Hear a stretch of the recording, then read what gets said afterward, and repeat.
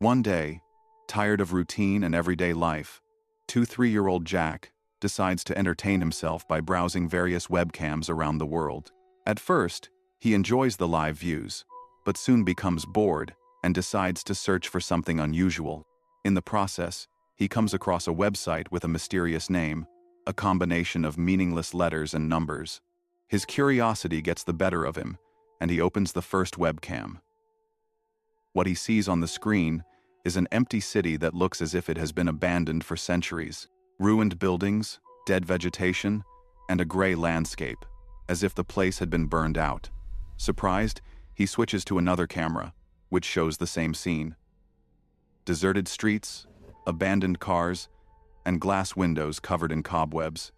Gradually, Jack realizes that all the cameras are capturing the same image, different corners of the same dead city.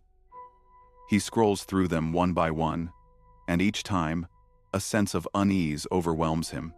At some point, he notices strange details. In some frames, if you look closely, you can see shadows flickering in the corners of the screens, or unnatural movements, as if someone is watching him from the darkness. Trying to understand what is happening, he starts exploring the website further and finds a forum where people are discussing these webcams. Each message is filled with fear and mystery. They share stories about how they accidentally stumbled upon these cameras and how their lives became unbearable after that. Some claim to have heard whispers. Others said they saw themselves in the reflections of windows. When Jack decides to return to the first camera to re-examine the details. And suddenly, at one point, he sees his own reflection in the window of one of the buildings, right in front of the camera. His heart stops when he realizes that he is not alone in this empty, dead city. His screen starts flickering, and for a moment a face appears, distorted with horror and hatred. He feels a chill run down his spine, realizing that he was not just a spectator, he had become a part of this eerie reality. In horror, he sees the door behind him open and hears a familiar voice whispering his name.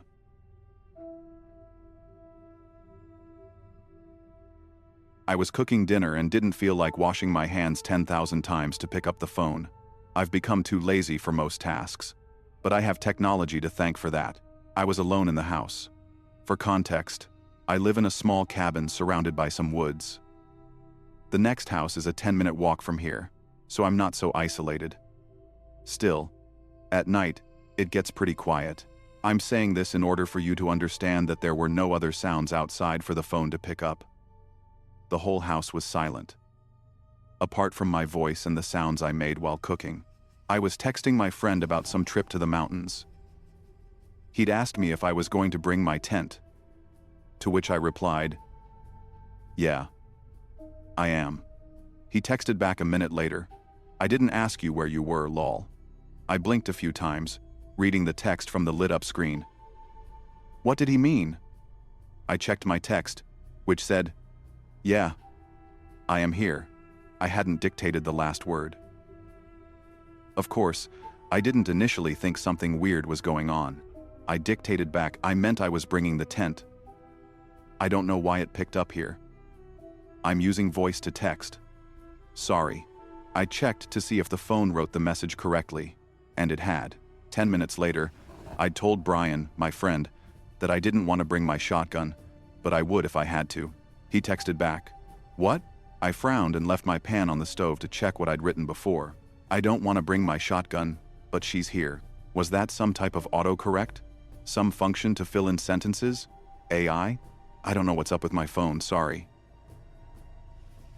I don't know what's up with my phone. She's standing by the sink. Sorry. Who is standing by the sink? I looked up to the sink. No one was there. And yet the sound of oil sizzling had been turned by my paranoia into the sound of someone breathing. No one, my fucking autocorrect is acting up. No one. Don't open the oven. Are you fucking with me, dude? It's funny. Are you bringing your shotgun or not? I glared at the oven. Should I check? I didn't really want to. I'll call you after I'm done. I dictated. I'll call you after I'm done. She's almost done. Who the fuck is she? My throat was dry. I turned off the stove and washed my hands. absently wiping them with the towel, while staring at the oven. I grabbed the phone. I still wanted to see if it would pick up something else, so I tried, one last time. I don't know. The phone picked up. She wants to come out of the oven now. My heart stopped. My legs searched desperately for the fastest way upstairs, almost tripping, and I basically crawled to my bedroom, where I called Brian and told him what had happened. He figured that I was just freaked out about living alone for so long, in the woods, and offered to pick me up and drive me to his place. I reluctantly agreed. When he arrived, I sprinted past the kitchen and got into the car. He thought that the whole thing was funny, but I couldn't bring myself to smile back. While we were talking on the phone, I'd heard the oven.